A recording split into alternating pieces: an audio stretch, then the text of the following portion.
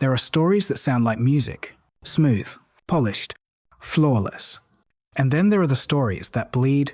Smokey Robinson's story bleeds. Before the world crowned him, the velvet voice of Motown, before the suits and the spotlight, he was a man standing in front of a mirror he no longer recognized. 120 pounds, hollow eyes, holding his pants together with a safety pin, because even his clothes had given up on him. And the world never knew. They didn't know about the cocaine.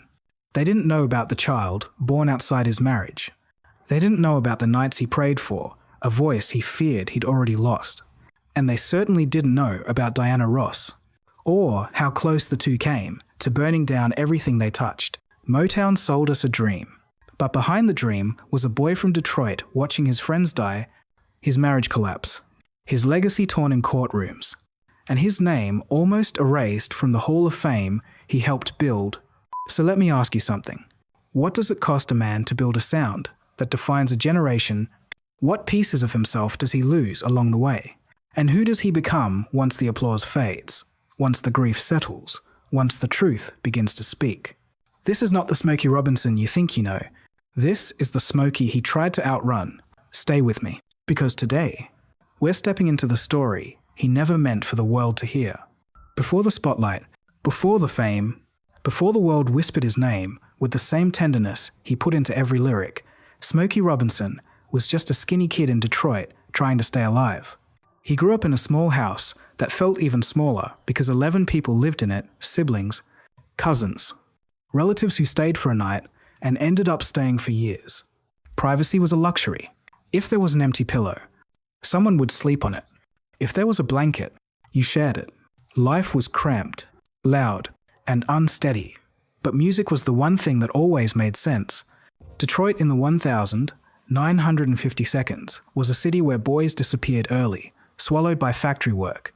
The streets, or the needle, heroin was everywhere. Bad decisions were even easier to find. But Smokey stayed out of trouble because melodies kept pulling him somewhere else. He wasn't built for the streets. He was built for harmony. By the time he was 17, he had already written over 100 songs, none recorded, none published, each one memorized in his mind like a secret map out of the life he was born into. He formed a group with friends from the neighborhood. They called themselves the Matadors first, later the Miracles, not because they felt magical, but because it felt like a miracle every time they escaped the gravity of the streets through music. They performed at school events, basement parties, community gatherings. Every show was a step. Even if the world wasn't watching yet, everything changed the day. A young songwriter named Berry Gordy walked into their lives. When Berry heard Smokey sing Shop Around, everything clicked. Smokey wasn't just another kid with a dream. He was Motown's secret weapon, an artist with a voice smooth as polished glass and a writing style far beyond his age. Berry didn't just sign Smokey, he leaned on him, trusted him, and shaped him into the creative heartbeat of an entire label. Almost overnight, the Miracles became the sound of young black America.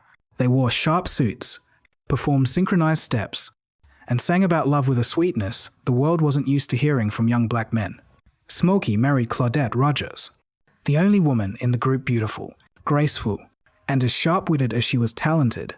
Together, they traveled city to city, singing in segregated clubs, facing racism on the road, balancing fame with exhaustion. Their harmonies were tight, their bond even tighter. From poverty to polished stages, from crowded bedrooms to national television, Smokey's rise wasn't just fast, it was improbable. It looked perfect from the outside, but inside, the cracks were already forming. Motown wasn't just a record label, it was a family. A chaotic, brilliant, bruised family, held together by microphones and miracles. And in that family, Smokey Robinson and Diana Ross were the golden children. They shared studios, shared stages, shared late-night writing sessions under dim bulbs in Detroit's Hitsville rooms, where genius felt normal and boundaries slowly dissolved. Smokey was married, Diana was rising. Berry Gordy trusted them both, more than almost anyone. That combination, closeness, power, chemistry, secrecy, was a wildfire waiting for a spark. Smokey admitted it himself in 2023. Over 40 years after the world had forgotten to even ask. Yes, he and Diana Ross had an affair, and yes, he was married to Claudette at the time. He didn't try to soften it. He said it plainly. It lasted longer than it should have, because I was married. The affair didn't begin with passion. It began with proximity. 2 stars orbiting the same sun, Motown. 2 young artists who understood the weight of expectations on their backs. 2 people who could speak a language the rest of the world didn't understand. Inside the label, people suspected it. Photographers caught their closeness at events. Employees whispered. Musicians noticed the way they looked at each other when they thought no one was watching. But Motown protected its image like Fort Knox. What happened inside stayed inside. Claudette Rogers Robinson, the woman who toured the country with the Miracles, who shared stages and microphones with Smokey, who slept on buses and raised his children, knew something was wrong long before the public ever did. She saw the distance, the missing pieces, the late nights that didn't come with explanations. Smokey later said the relationship with Diana was emotional, complicated, and nearly impossible to walk away from. It wasn't a fling. It was a connection he didn't expect, and one that shook the foundation of his marriage. And eventually, Smokey ended it not because he wanted to, but because he realized the cost. Because Diana Ross wasn't the only secret. The real breaking point came years later, when a child was born outside of his marriage, and Smokey had to stand in front of Claudette and tell her the truth. She left. She didn't shout. She didn't fight. She simply walked away from the man she had protected, sung with, built dreams beside. Years later, Smokey would describe the Diana Ross affair as a chapter he never should have opened, but he didn't deny it, didn't rewrite it, didn't hide behind PR spin. He told the world the truth, decades late, and only after the damage had already carved deep scars into the story of Motown's most famous love triangle. When the affair with Diana Ross faded, Smokey thought the storm had passed, but storms don't disappear. They shift and strike somewhere else. By the early 1982, Smokey and Claudette were no longer living like a married couple. The house was quiet, the rooms divided, the air colder than Detroit winters. They loved each other, God knows they did.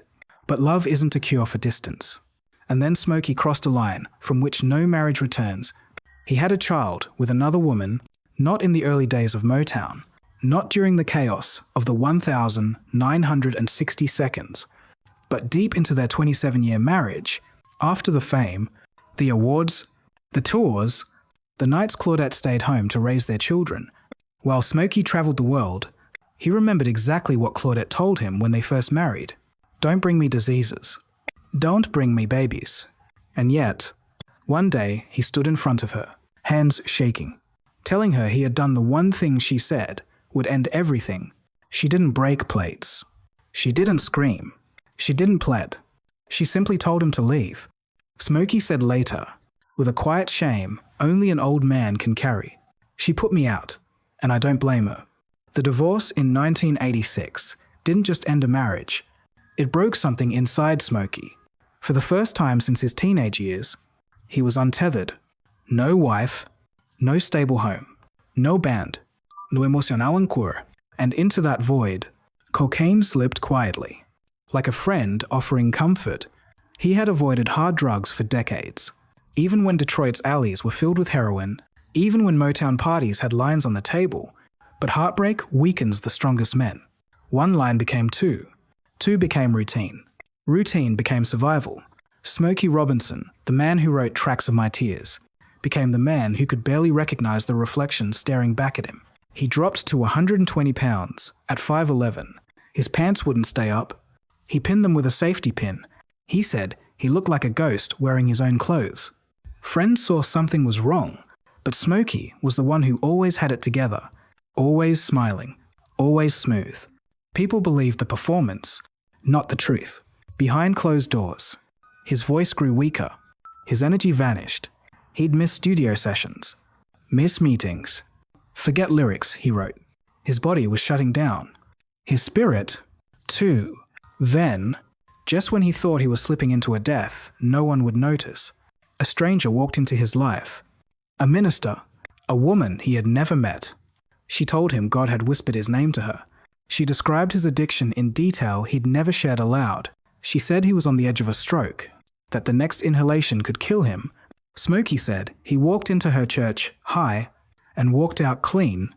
No rehab, no relapse. Just a man realizing he'd been given one last chance. But while he fought for his life, another battle waited in the distance. One that would drag him into courtrooms, lawsuits, and a legacy dispute that nearly erased his partners from history. By the time Smokey Robinson hit his darkest years, cocaine, divorce, the secret child, the quiet disappearance from music, America wasn't just watching a man fall apart. It was watching a pillar of black music shake under its own history, because in Black America, Motown isn't just nostalgia. It's survival. It's dignity. It's the sound that carried a people through segregation, heartbreak, protests, poverty, funerals, and Sunday mornings in church basements. So when Smokey stumbled, the country didn't gossip. It held its breath. Smokey was the safe one. No arrests, no scandals, no violence, just a velvet smile and a voice soft enough to soothe a storm. He was the man grandmothers trusted, the man couples slow danced to, the poet who made love sound holy. So when he finally admitted the affair with Diana Ross, the baby outside his marriage, the cocaine addiction, Black America didn't explode in outrage. It went silent. The kind of silence that happens when a hero breaks and you're not sure whether to judge him or pray for him. White media smelled a gold mine. Diana Ross, infidelity, a secret child, cocaine, a collapsing marriage. But Motown protected its own, and Smokey had earned too much reverence to be ripped apart by tabloids. So the stories came out soft. Smokey struggled. Smokey faced challenges. But beneath those gentle headlines was a truth the media avoided. Smokey had almost died from the same temptations that swallowed half of Motown. When Claudette Smokey's wife of 27 years and the only woman in the Miracles filed a lawsuit demanding half the reclaimed song copyrights, the country split in two. One side said she deserved her share. After years of sacrificing career and motherhood for the group, the other side said Smokey had the legal right to reclaim his own art under the Copyright Act. But what stung America most was this. The perfect Motown marriage had fractured long before the papers were signed. The lawsuit wasn't about money. It was about credit, about legacy, about the woman who helped build Motown being erased from it. Smokey Robinson is inducted, but the Miracles, the group that gave Berry Gordy his first million-selling record, were left out. Black America was furious. How do you honor Smokey without honoring the voices beside him? White institutions always rewrite our history. It took 25 years for the Hall of Fame to correct the mistake. By then, Bobby Rogers was gone. Pete Moore was gone. A generation had already died without seeing justice. The apology came, but the wound remained. In Europe, Smokey became the poet of soul. In Africa, he was the gentle voice. In the UK, the architect of romantic R&B. But globally, writers focused on the cracks beneath the greatness. The death of Marvin Gaye, the funerals of childhood friends, the fading of the Miracles, the loneliness of surviving everyone you love. By his 80 seconds, Smokey was one of the last standing pillars of a generation now buried. The world saw the beauty, but it also saw the cost. Some stories end with fireworks, but Smokey Robinson's story ends with silence. Not the silence of defeat, but the silence of a man who has outlived the world he helped build. The friends he laughed with are gone. The brothers he sang with have become framed photos. The stages of Motown have turned into museum exhibits, and the songs that once trembled inside his chest now live behind glass, like letters from a time no longer here. Smokey Robinson is still alive, but he stands alone on the soil that his generation created. Motown, the soul of Detroit, the heartbeat of black music in America. He stands in the empty space, left behind by the people who once called him brother. At Aretha Franklin's funeral, his childhood friend since age 8, Smokey said, "I didn't know, especially this soon, that I'd be saying goodbye. But that goodbye was not just for Aretha, it was for everyone. For Bobby Rogers, for Pete Moore, for Marvin, for Sam, for all the voices now buried under Detroit earth. Like sheet music, sinking to the bottom of a dark river. And then came COVID. 1-9. It nearly took him, nearly stole the voice that carried generations, nearly ended the long echo of Motown's sweetest tenor. In a hospital room, no audience, no spotlight, no microphone.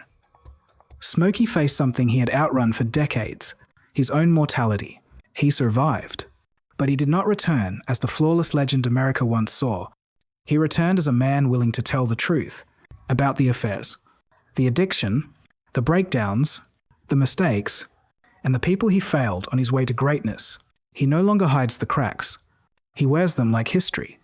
Because if Motown taught the world anything, it's that even the smoothest voices come from scarred hearts, and even the most perfect falsetto can tremble. If you're still here, listening to the end of this story, then let me leave you with something Smokey never said on stage, but lived every day of his life. Some stories end without closure, but dignity doesn't need applause. Live the way Smokey had to learn to live, not running from your mistakes, not erasing your pain, and never forgetting the people who sang beside you, even if they aren't here to hear the final verse. Thank you for staying until the end. I'll see you in the next story.